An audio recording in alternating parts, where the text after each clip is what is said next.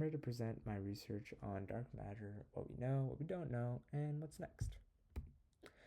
So, what do we know about dark matter and what do we don't know? Dark matter is the invisible mass that makes up about 27% of the universe, compared with about 5% ordinary matter and the rest dark energy. We don't see dark matter emit or absorb light. We infer it from gravity, how galaxies rotate, how light is met by massive objects, and how tiny ripples in the early universe look in the cosmic microwave background. In short, its gravitational fingerprints are everywhere, but its identity is still unknown. Tonight, I'll cover the key evidence, the leading ideas for what it could be, how we're searching for it, and what to expect next. Here's the first piece of evidence: galaxy rotation curves. When astronomers measure how fast stars and gas orbits in spiral galaxies, the speed stays roughly constant for far from the center instead of declining. With only the visible stars and gas, those outer regions should fly apart. The simplest explanation is a massive extended halo of unseen matter surrounding each galaxy. These flat rotation curves have been measured in many systems and remain one of the strongest, most direct signs that there is far more mass than meets the human eye. Second piece of evidence: gravity bends light. When a foreground galaxy or cluster lies along our line of sight, it distorts and magnifies background galaxies, an effect called gravitational lensing. By measuring these distortions precisely, we can map where the mass is, even if it produces no light. Lensing maps consistently reveal mass concentrations larger than can be explained by normal matter alone. In some merging clusters, the hot gas and dominant mass separate, indicating most of the mass is a non-collisional, invisible component, consistent with what we think dark matter is. Evidence number 3. The cosmic microwave background encodes the early universe's density ripples. The detailed pattern of those ripples matches models only if there is a cold, non-baryonic form of matter present, cold dark matter. The same model also explains how today's large-scale structure formed. Dark matter clumps first under gravity and pulls in gas that later forms stars and galaxies. Together, the CMB, or the cosmic microwave background, and the distribution of galaxies point to a universe where dark matter is the backbone of structure formation. So, what could dark matter be? Several particle candidates fit the gravitational evidence.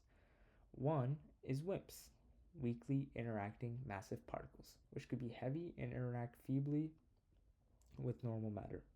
Another is axions, extremely light particles originally proposed to solve a problem in the strong nuclear force. There are also possibilities like lighter dark matter particles, sterile neutrinos, or particles in an unseen hidden sector.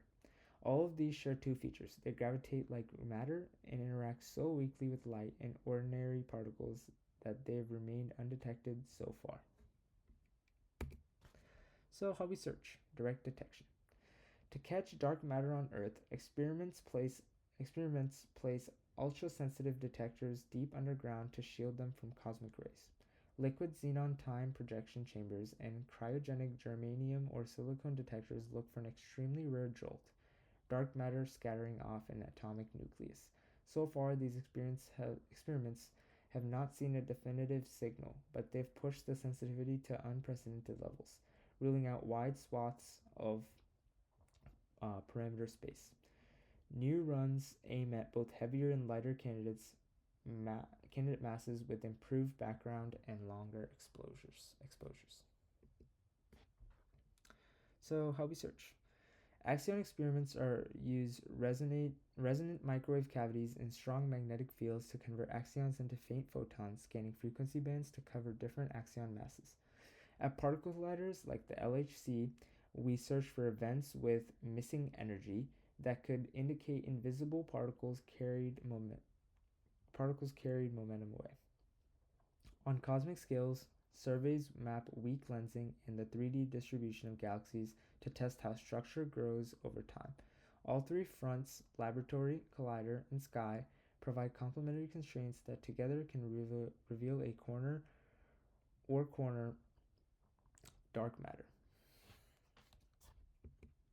So, what's the bottom line and what's next? Well, the case for dark matter is built from multiple independent lines of evidence, all pointing to a mass, non-luminous component that dominates the matter budget of the universe. Its exact identity remains unknown. However, experiments are rapidly improving.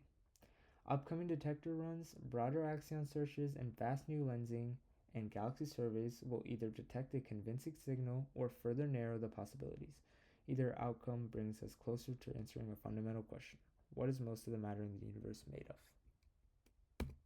Here's the Wike Cited, and thank you for your time.